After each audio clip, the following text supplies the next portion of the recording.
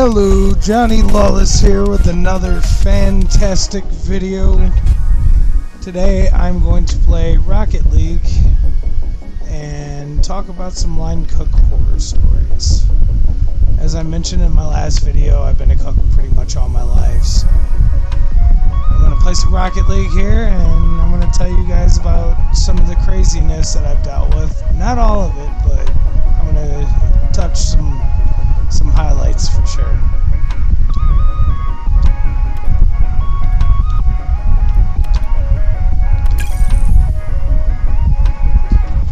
So, starting off, I'm going to go all the way back to one of my earlier days cooking. My first fine dining restaurant. Fine dining.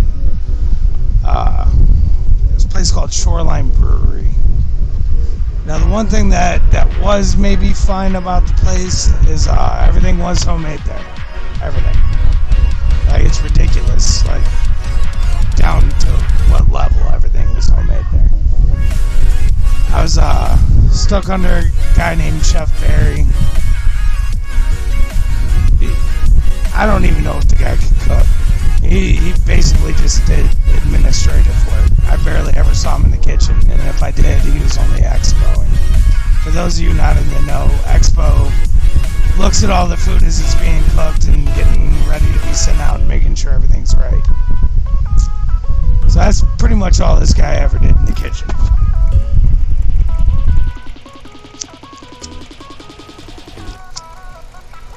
Sorry, I do smoke. But anyway, yeah, that's pretty much all he does at the kitchen. So, really, I'm receiving all my training as a young chef from a guy named Brian. Now, he was actually really good. I learned a lot from him. But, anyway. That place, you would think with it being a nice restaurant, I'd be making a lot of money. Thing is, it was in Indiana. Indiana's traditionally pretty poor state. So I was only making like $8.50 at this job. Well, here's the thing. There wasn't no set off time. You were never just off.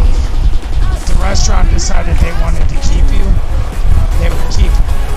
You were either scheduled till close or till cut. Cut meant, it was at their discretion whether you got to leave or not. At this time, I've already got two sets of twins sitting at home waiting for me. I mean, I had just split from their mother at that point, but, they're still used to seeing me every day. And, I was still wanting to be there as much as possible. Well, it just kind of became a problem with me. Pay was kind of crap. The expectations were high. Perfection was a must.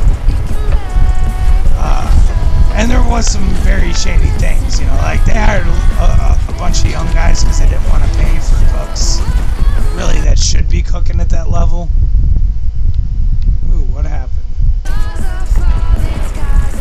But yeah, they didn't want to pay for cooks that should be cooking at that level. So they hired a bunch of young guys.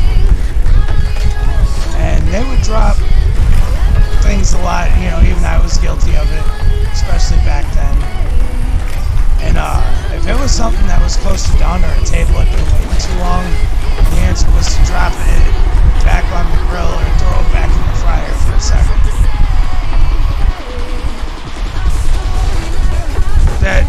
That's unacceptable.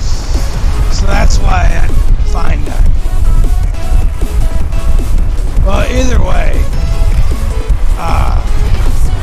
through pretty much losing my life to this job, I pretty much lost track of time in general, like days, what time it was, like everything just blended together. And I was mainly like following my schedule, but there'd be days where I'd mess up and I'd be in an hour late or something. Well, I was working with this one girl, her name was Elon, and her and I were going for the same position at the point in time. And between, those few times I was late by an hour, through simple mistake in scheduling, she comboed that with a lie that I had walked off with a bag of sweet tots. For those of you that don't know what sweet tots are, they're sweet potato tots. And here's the thing, I don't eat sweet potato, even to this day, never. Not since I was a kid, not till this day. Like, some things grew on me, but that's one thing that never has and never will. So of all things I got accused of walking out the door with, it was the fucking sweet tots. Well, either way, I got fired from that job. But really, at the point in time that it happened, I wasn't upset.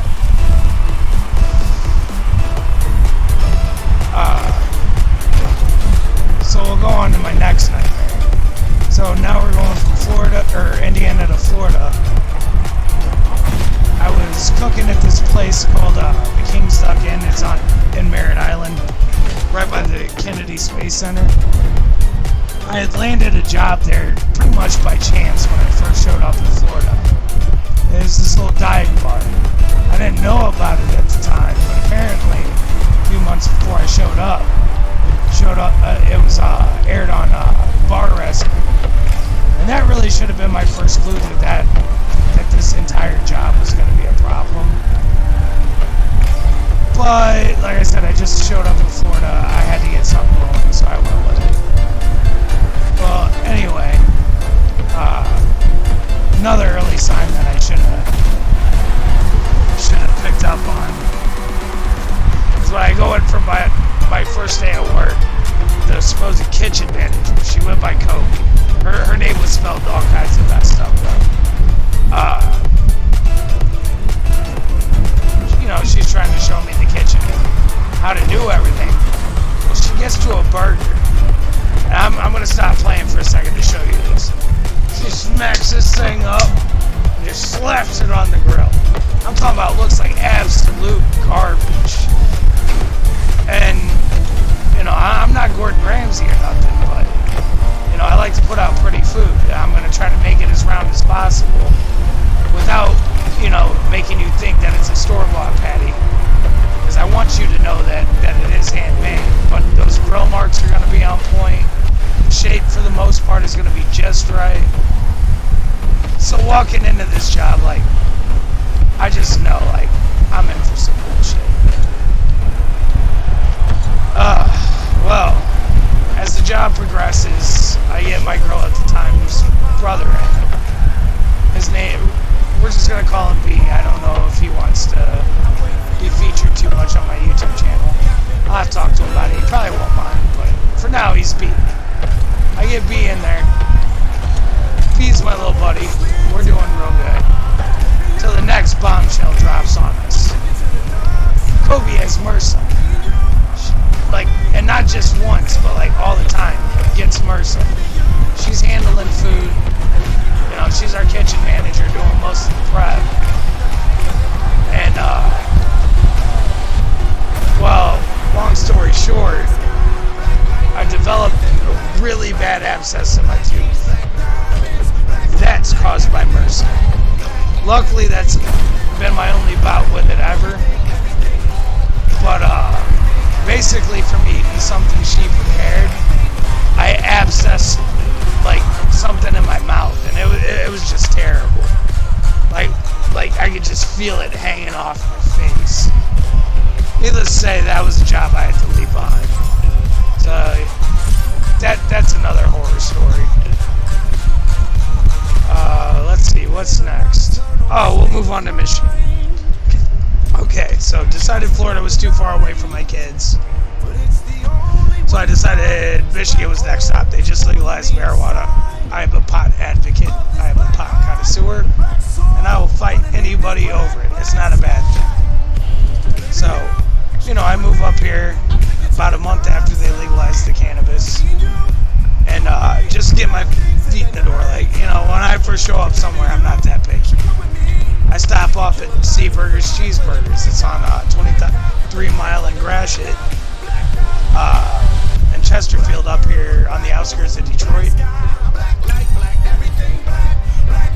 this guy, he'll hire anyone. He hires me like straight off the street.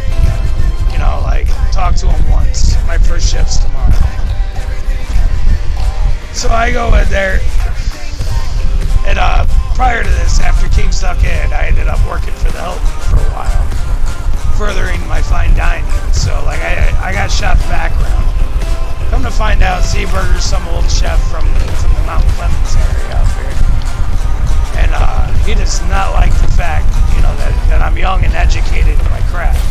So it's like anything he can to like try to assert some like petty sense of dominance over me. Like, this dude would talk so much shit, it was unreal. Well, either way, the crew consisted of this girl named Rita. She was pretty cool. My buddy Josh, I still talk to him heavy. This other kid named Dominique and this other kid named Justin.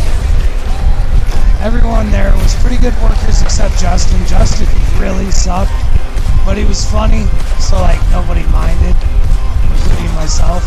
But the kid was a riot. Well, anyway, onto the horror story part of this. So it's mainly an open kitchen over there at 23 Mile. But Todd's desk is situated just behind the area that the customers can see behind. Well, dude, it's nuts, some of the stuff that went on back there. Todd, every day after 5 p.m., you hear him cracking beers. You know, normally, whatever, you want to drink, especially if it's your store, go ahead and drink. But here's the part where it stops becoming so cool. Mind you, this is a place of food, a place of health code. Todd would literally piss in the utility sink right behind his desk. In that open kitchen. I've caught him watching porn at his desk on that. Just insane. Well, at the time, I had picked up another job. See, I like the dual job a lot. You'll notice that about me. And I was trying something different. I was at a plastic molding plant. Well, I was working part-time for Todd pretty much the whole time I was with him, and then working part-time for Transnav. Well, Todd and Josh had got into it. Todd asked me to pick up more hours. And, you know, I try to be a good employee, so I said, okay, you know, I'll scale back to part-time over at Transnav. Get my hours down over there. It's going to take a week, but, you know, I'll get it squared away and pick those hours up for you. Well, as his final insult to me, once that schedule comes around, and I've already scaled back from my other job, super corporate job, mind you, so, like, nothing's going to change. I come in and I see that I got like 3 days a week for like 4 hours a day. Knowing that I put that job off to accommodate him.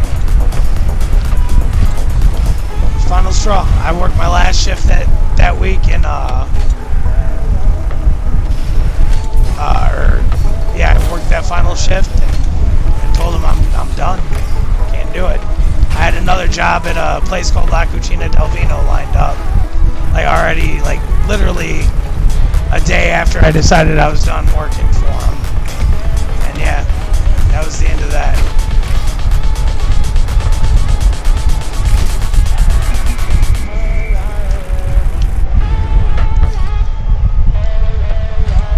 Alright, so next story we'll move on to is it's about McRae Harbor in Mount Clemens.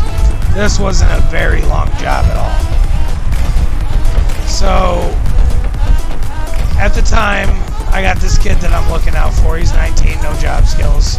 He was literally like the butthole-looking donut guy that Dunkin' Donuts used to have parading outside their store. And like, there's no dignity in that job. He seemed like a good kid. So,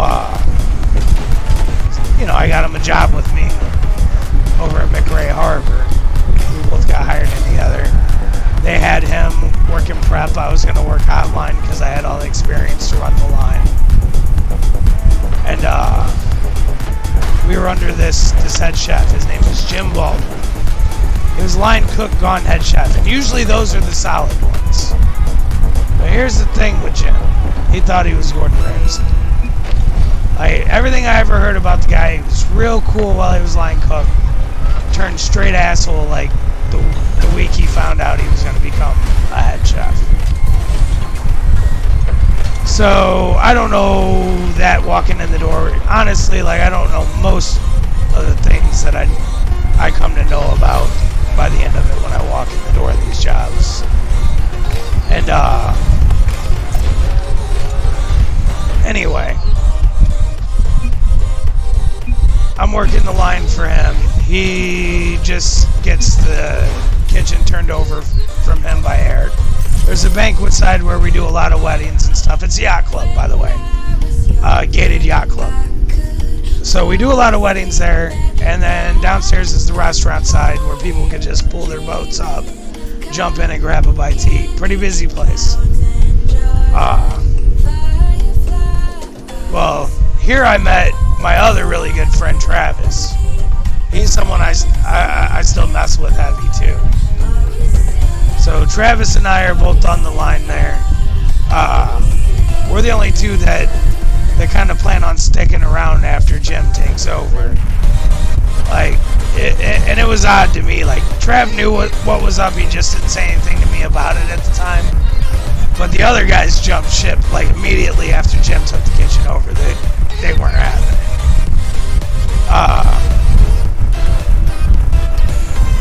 Well, anyway, I did pretty good at my job. At first Jim and I got along real well. He recognized my talent level, and I recognized his authority over me, which is something that can be a hard pill for me to swallow at times, really. And everything was good, I was bringing stuff to the table, making them some soups that were selling out real good. We were talking about maybe doing some baking in the future. But Tristan was not doing good at all. And mind you, he's inexperienced. I told Jim he was inexperienced. Well, I started catching it for Tristan. It was my fault. Well, everything came to a head until one day. Tristan, I guess, had cut some noodles that he was portioning to try to make them easier to fit in the bag. Jim snaps off on me while I'm in the middle of a rush. I give him 3 chances to calm the fuck down, telling him, look, this is something I'm not going to put up with. If you want me to keep working for you, you got to settle down right now. Because literally, honestly, on the outs type of person I am, I'm not trying to be a hard ass or nothing, but if I feel disrespected, I'm one to settle things the old way. So, I'm getting to that point with this guy where, I just want to knock him the F out. Well, it finally comes to a head. I know if I stay, I'm gonna do it. And, yeah. I walked out. I'm totally for putting your 2 weeks in. If a job treats you right, always, always, always put your 2 weeks in. But I'm also one for standing up for yourself. You gotta stand up for yourself, especially in this industry, because people will walk all over you. As soon as they know you're that guy, they're gonna take that kindness as a weakness, and then you're the doormat after that. Anyway, I hope all of this has been entertaining. It might be boring to some of you. Some of you might be able to relate. A lot of you might not. If you want to hear more Linecook horror stories, all you gotta do is holler at your boy. Alright, this is Johnny Lawless signing off.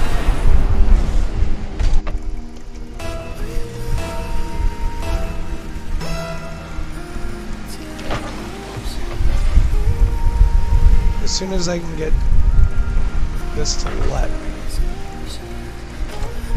Ah, my pointer's locked.